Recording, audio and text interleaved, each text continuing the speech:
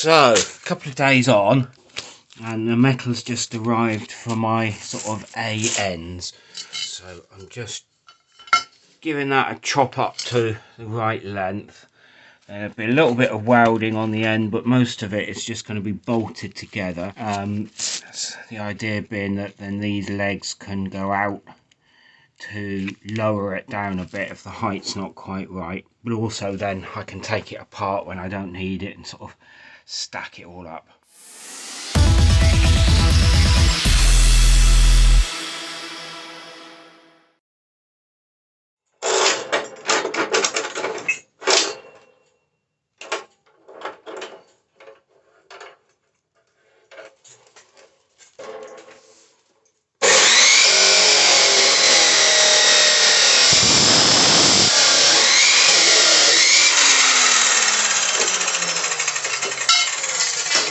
Here's my leftover bit. I'm trying to get in the habit of writing the size on all of this stuff.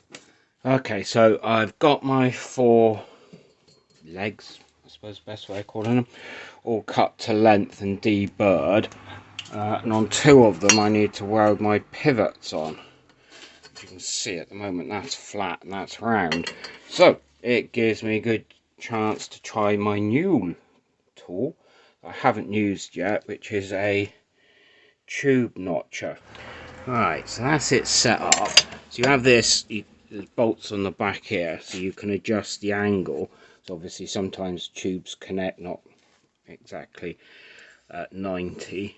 Got my hole saw in there. I'm going to be putting plenty of, where are we?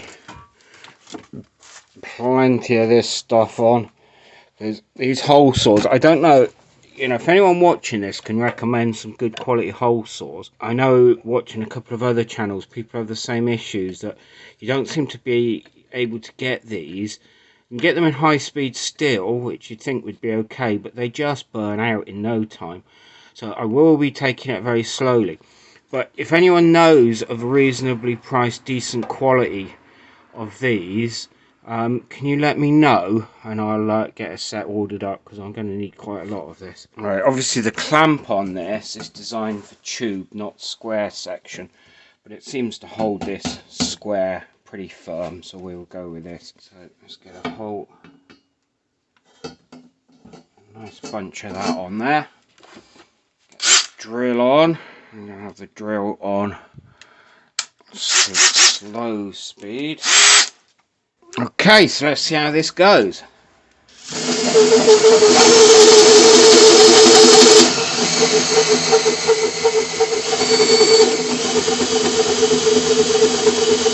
Even at that speed, I'm getting a bit of smoke, which is not good.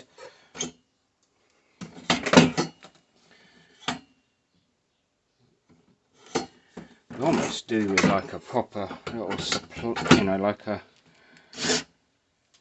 little oil tube like you'd have on a lathe.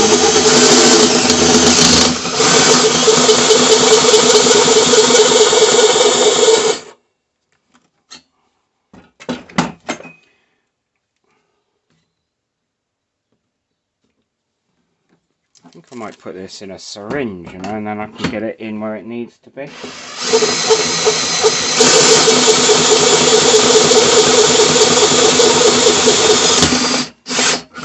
Right. Exciting stuff. So first notch cut. So, and that fits quite nicely in there. Whoop, quite nicely in there. So I should be able to weld round there and get a nice complete weld.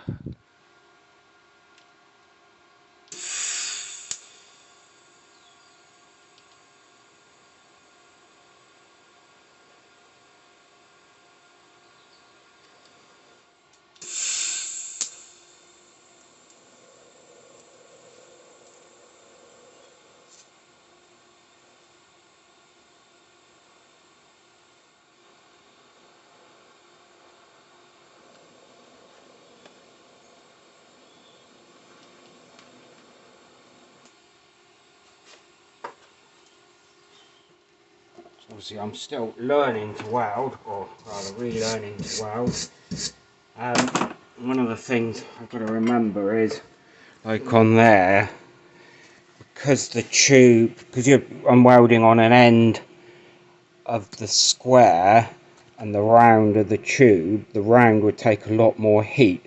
So I've got to concentrate on that first and sort of get a pull going along on the round, and then just kind of dip into the square. But I mean, that's no masterclass, but not too bad. So that's both of those welded up, if you like, the outer pivots. So now I've got these, which are the inner ones, which need to be welded onto this, which is the big table. Now I think what I'll do is I'll drill a hole through here, so essentially is, although I will weld it, the weight is being taken through the hole, if you like, rather than just butt welding it on the end, because I think that wouldn't be too great an idea. So I need to find the middle of this and put a big hole through. So I've been cracking on with this build table. So this is the frame, and I've just ground down the little excess bits of weld on the top. Because obviously when I bolt down the ply to the top, if there's a weld there, it kind of help it'd hold it off. So I've got the frame together. I've welded in the pivot. I won't show you the other side. The other side was an absolute disaster. So when I hole drilled through, it wasn't square, so I've had to square it up, and it's a bit of a mess. But so because of what seems to be the standard width of plywood, it was a bit too narrow for I needed the frame. I've basically got two bits of ply that are cut, which means I'm going to have a seam. Well, it's not going to be down the middle, I'm doing it offset from the middle, because obviously a seam right down the middle, and the middle is going to be an important datum, is not good news. Anyway, so I've just marked that up, and I'm going to put an additional weld in an additional section across there to kind of support the seam.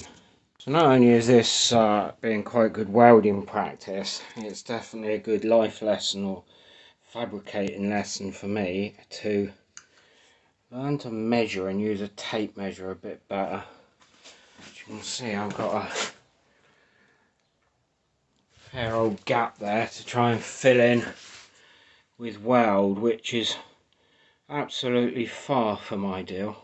Drilled my uprights and things, so hopefully the bit I was waffling on about before, about my sort of A-frame, is starting to make sense.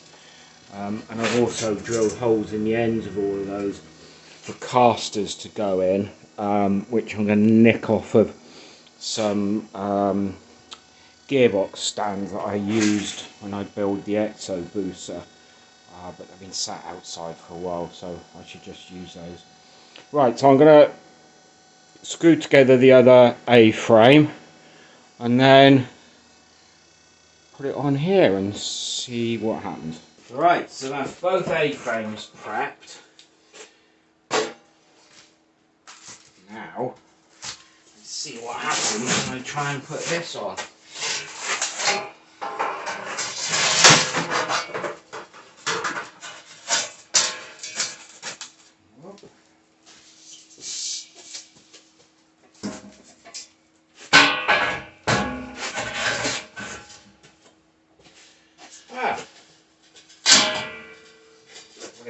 Very well demonstrates. I am really tight for space in here. Don't know how easy that will be to move with the chassis on. What I'll do as well, I'm going to put just, I think I've got some 16mm box. I'm going to put a section of that across, linking the two together to ensure that it, when you try and move it, hopefully then they all move together. I'll just show you what I've done here. So on the end of the pivot point, I've drilled an 8mm hole, and what I'm going to do is get that nice and flat, drill a hole through there so that I can pin it flat, and I'll probably put, I don't know how many degrees, I'll probably have a little bit of trial and error, but 2 or 3 pins in, holes in, so I can rotate and pin it into various positions. Okay, so that's drilled and using a bolt as a pin. One thing I forgot is bolts are never quite, even the shoulder bit, are always a bit small than the size they're supposed to be, so what I've got is a few degrees of movement on there. So I was thinking I'd probably do this anyway. What I'll do is I'll put a tie strap across, or maybe even down. I'll have a think about that. Just to sort of secure, put an extra securing thing in. So I think then when basically I'd undo the tie strap, pull the pins to rotate, then put the pin in to stop it rotating, then bolt in the tie strap. Yeah, I think that would be the way of doing it, and then it would be nice and firm.